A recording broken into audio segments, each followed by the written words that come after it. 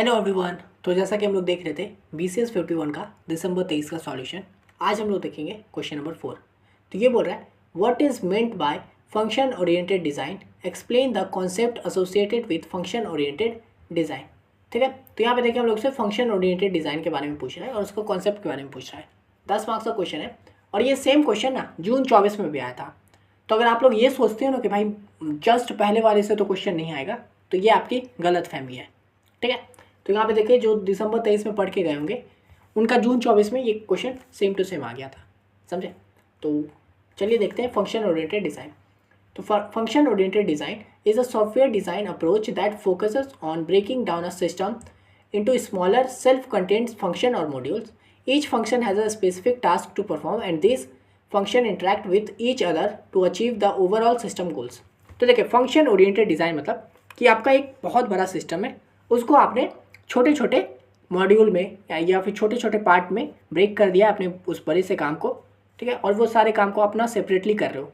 ये एक मॉड्यूल है उसको अपना आराम से अलग से कर रहे हो, दूसरा मॉड्यूल है अलग से कर रहे हो, फिर ये सारा मॉड्यूल को एट दी एंड मिला के अपना जो मेन सिस्टम है वो बनाती हो। ठीक है, तो वही है फंक्शन ओरिएंटेड कि आप एक बड़े से फंक्शन को या फिर बड़े से सिस्टम को स्मॉलर फंक्शन में तोड़ दियो, फिर उन सब फंक्शन पे काम कर रहे हो और फिर लास्ट में उन सब फंक्शन के जोड़ दियो। तो वही है, क्या होता है focus on breaking down a system into smaller self content function और बॉडी। वही फिर क्या कहता है ईच फंक्शन अपना उसका स्पेसिफिक टास्क होता है काम करने का, परफॉर्म करने का, और फिर क्या कहता है interact with each other to achieve the overall system.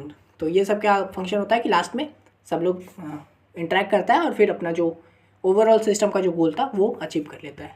ठीक है, तो ये हो गया फंक्शन ओरिएंटेड डिज़ाइन। बहुत सिंपल सा डेफिनेशन था, कोई मुश्किल चीज़ नहीं है। ठीक है, अब देखिए की concept associate with function oriented design. तो यहाँ पे कॉन्सेप्ट्स क्या है, तो सबसे है इसका जो आंसर है ना, ये जो आप देख रहे हो ये चीज़ मैंने पहले भी बता दिया, मतलब जून 24 में भी बताया। तो यहाँ पे देखिए modularity, the system is divided into smaller manageable modules और functions each responsible for a specific task. Modularity enhance readability, maintainability and reusability of the code.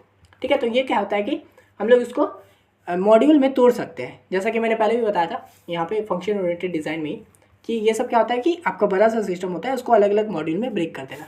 तो वही होता है कि इसका कॉन्सेप्ट क्या है कि इंटू स्मॉलर मैनेजेबल मॉड्यूल्स और फंक्शन।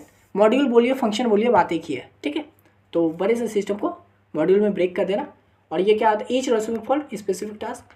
सारे जो होते हैं जितने भी मॉड्यूल होता है उसका अपना एक काम होता है, फंक्शन एक होता है उसका अपना एक काम होता है। ठीक है, इससे क्या होता है कि ये हम लोग का रीडेबिलिटी बढ़ा देता है ना। जब हम लोग स्मॉल पार्ट में कर देते हैं तो हम लोग को रीड करना ईजी हो जाता है, सिस्टम को मेंटेन करना ईजी हो जाता है और हम लोग कोड को रीयूज़ भी कर पाते हैं। ठीक है, तो ये हो गया। उसके बाद आता है फंक्शनल डिकम्पोजिशन। तो देखिए the process of breaking down a complex function into simpler more manageable subfunction. This approach makes the system easier to understand, develop and maintain.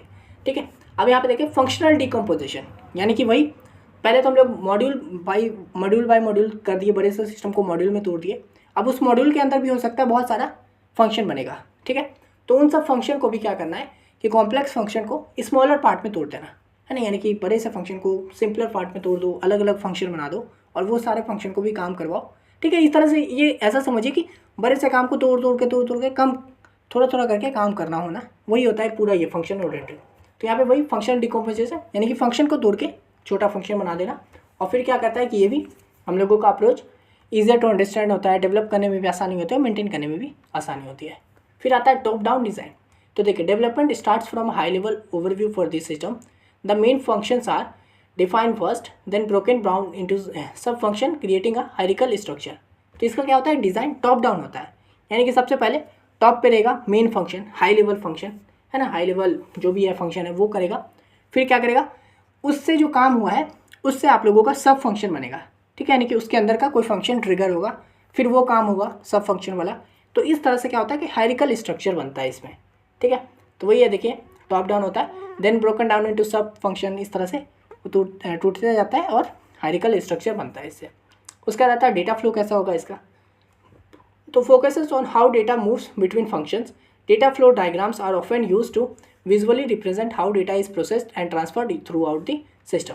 तो यहाँ पे क्या होता है कि फंक्शन ओरिएंटेड में डेटा फ्लो भी दिखाता है कि भाई कैसे जो है ना आपका डेटा मूव कर रहा है फंक्शन के बीच में या फिर मॉड्यूल के बीच में, कैसे डेटा मूव कर रहा है। तो इसके लिए किसका यूज़ होता है डेटा फ्लो डायग्राम का यूज़ होता है, जिसमें हम लोग विजुअली रिप्रेजेंट करते हैं कि कैसे डेटा प्रोसेस हो रहा है और ट्रांसफर हो रहा है एक जगह से दूसरी जगह में, ठीक है। और डीएफडी के बारे में आपको पता ही है। उसके बाद आता है कंट्रोल फ्लो, तो refers to the sequence in which function are executed. Control flow diagram illustrate the order of operation and decision making process within a system. यहाँ पे क्या होता है, कंट्रोल फ्लो भी किया जाता है कि आपको मतलब जो काम है, जो डेटा है, उसका कंट्रोल कैसा रहेगा, वो जो फंक्शन है वो कैसे एग्जीक्यूट होगा, कैसे कब रुकेगा, क्या करेगा, वो जो होता है वो भी कंट्रोल फ्लो होता है। तो refers to the sequence in which function are executed, यानी कि कौन सा फंक्शन पहले काम करेगा, फिर कौन सा करेगा, फिर किस तरह से करेगा, तो वो होता है control flow diagram. Illustrate the order of operation, वही कि जो कंट्रोल फ्लो डायग्राम होता है वो बताता है कि भाई ऑर्डर क्या है ऑपरेशन का, है ना। तो ये हो गया कंट्रोल फ्लो। उसके बाद आता है स्ट्रक्चर प्रोग्रामिंग, तो ये encourages the use of structure programming techniques such as a clear control structure like loops और conditional. This help create organized and readable content, ठीक है। तो इससे क्या होता है कि हम लोग इसके अंदर जो होता है फंक्शन और एफओटी के अंदर स्ट्रक्चर प्रोग्रामिंग होता है ना। जैसे कि बढ़िया जो भी काम कर रहे हो उसको स्ट्रक्चर वे में करो, जैसे कि अच्छे से लूप का यूज़ करो, है ना, कंडीशंस वगैरह लगाओ, उस तरह से काम करो। इससे क्या होता है कि हम लोगों का जो कोड एकदम ऑर्गेनाइज वे में बनता है और हम लोग कोड को रीयूज़ भी कर पाते हैं, उसको मेंटेन करना भी आसानी रहता है, ठीक है। तो ये हो गया हम लोग का पूरा की कॉन्सेप्ट इसके बारे में। इतना लिख दीजिए, काफ़ी है, 4-5 पॉइंट लिख दिए, हो गया। तो ये हो गया फंक्शन ओरिएंटेड के बारे में। अब चलिए हम लोग नेक्स्ट देखते हैं 4 का भी। तो ये क्या है, what is mean by static object, how will you identify them, explain. ये भी 10 मार्क्स का क्वेश्चन है। यहाँ पे हम लोग को आप पूछ रहे हैं स्टैटिक ऑब्जेक्ट क्या होता है और इसको हम लोग कैसे आइडेंटिफाई कर सकते हैं। तो चलिए देखते हैं। A static object is an object whose lifetime span the entire duration of the program execution. This means that the memory for the static object is allocated when the program starts and deallocated when the program terminates. Static objects are typically used to maintain state information that needs to persist across function calls and beyond the scope of any one block or function, ठीक है। तो देखिए static object मतलब आप कोई programme लिख रहे हो, फॉर एग्जांपल C++ का प्रोग्राम लिख रहे हो, तो आपने कोई एक ऐसा वेरिएबल बनाना चाहते हो जिसका आपका वैल्यू पूरे प्रोग्राम में, ठीक है, चाहे उस प्रोग्राम के अंदर 10 फंक्शन बनाओ, लेकिन उस पूरे प्रोग्राम में वो जो वेरिएबल है उसका वैल्यू हमेशा सेम होना चाहिए। तो आप क्या करोगे, उसको स्टैटिक सेट कर दोगे।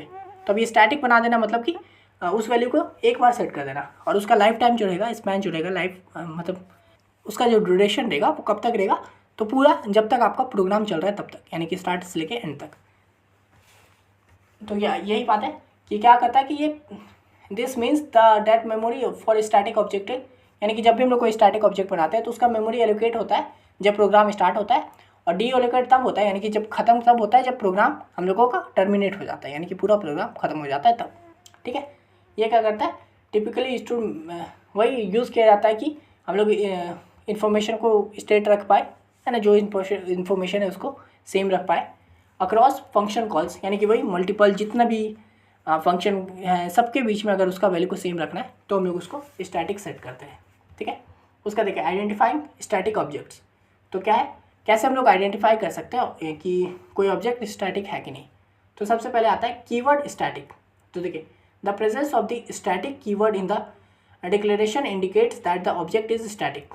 तो सबसे सिंपल है भाई कि किसी ऑब्जेक्ट को पहचानना कि ये स्टैटिक है कि नहीं, तो उसके आगे स्टैटिक कीवर्ड का लगा होना, उससे पता चल जाता है कि ये वाला ऑब्जेक्ट स्टैटिक है। तो वही लिखा है the presence of static keywords in declaration के समय स्टैटिक कीवर्ड का यूज़ होना इंडिकेट करता है कि ये जो ऑब्जेक्ट है वो स्टैटिक है। This is primary indicator across many programming language. यही हम लोग का प्राइमरी इंडिकेटर होता है जो मैनी प्रोग्रामिंग लैंग्वेज जैसे C++ में हो गया, जावा में हो गया, स्टैटिक कीवर्ड का यूज़ होता है, ठीक है। उसके बाद आता है स्कोप एंड लाइफ स्पैन। तो देखिए static objects have a longer life span than non static objects. तो जो स्टैटिक ऑब्जेक्ट होता है उसका जो लाइफ स्पैन होते हैं वो ज़्यादा होती है, ठीक है, नॉन स्टैटिक ऑब्जेक्ट्स के मुकाबले। They are created when the program start and exit for the duration of the program even after the function और block where they are declare has a finished executing. तो इसका जो वही ये programme मतलब create तब होता है जब प्रोग्राम स्टार्ट होता है और एंड तब होता है जब प्रोग्राम एंड हो जाता है। अभी इसका ऐसा नहीं है कि भाई वो जिस फंक्शन में बनाए या जिस ब्लॉक में बनाए उसी ब्लॉक में रहेगा स्टैटिक कीवर्ड, ये पूरे प्रोग्राम में यूज़ हो सकता है। लेकिन वही जो है नॉन स्टैटिक जो कीवर्ड होता है, जो नॉर्मल वेरिएबल्स होते हैं, ऑब्जेक्ट होते हैं, वो आप जिस फंक्शन में उसको बनाओगे ना उसी फंक्शन में वो काम करेगा वो फंक्शन जैसे ही ख़त्म होगा ना तो वो एक तरह से ऑब्जेक्ट ख़त्म, वो टर्मिनेट हो गया, गायब हो गया, समझे, मर गया इस तरह से। लेकिन यही जो होता है स्टैटिक वाला जो होता है वो टिका रहता है पूरे ऑब्जेक्ट में। आप उसको एक फंक्शन में यूज़ करो, दूसरे में यूज़ करो, सब में वो काम करेगा। ठीक है, तो ये हो गया। स्कोप और लाइफ स्पैन से भी देख सकते हैं। उसके बाद आता है शेयर्ड अक्रॉस ऑब्जेक्ट्स। तो static members variables are shared by all instance of a class. This means that all object of the class will reference the same static members and any changes it will be reflected across all instance। तो वही है कि हम लोगों का ये पूरे object में, यानी कि जितने भी आपको प्रोग्राम में जितने भी ऑब्जेक्ट्स बने हैं क्लास के अंदर, उन सब में सेम स्टैटिक यूज़ करता है सब लोग। ठीक है, सेम स्टैटिक मेमोरी को यूज़ करता है। यानी कि अगर आप मान लीजिए फंक्शन 1 में स्टैटिक में कुछ चेंजेस करते हो, तो अगर आप फंक्शन 2 में इसको यूज़ करोगे तो वो वाला चेंजेस उसको वहाँ पे भी शो होंगे, समझे। तो ये होता है कि अक्रॉस ऑब्जेक्ट, यानी कि सब जगह यूज़ होता है। तो ये हो गया हम लोगों का कि कैसे हम लोग स्टैटिक ऑब्जेक्ट को पहचान सकते हैं। अब चलिए, अब देखिए इतना ही लिखना था, लेकिन हाँ इतना लिखोगे ख़त्म, आपका मार्क्स तो मिल गया आपको। लेकिन मैं यहाँ पे थोड़ा और बता दिया हूँ की पॉइंट्स अबाउट स्टैटिक ऑब्जेक्ट्स। तो क्या होता है memory allocation. Static objects are allocated memory only once at the beginning of the program execution. तो ये मेमोरी एलोकेशन आपको पता है कब होता है, जब आपका प्रोग्राम स्टार्ट हो रहा है, जैसे आपने स्टैटिक बनाया तभी आपका वो मेमोरी एलोकेट हुआ है ना, वो एक ही बार होता है उसमें, उसके बाद उसमें कुछ नहीं कर सकते। ये हो गया।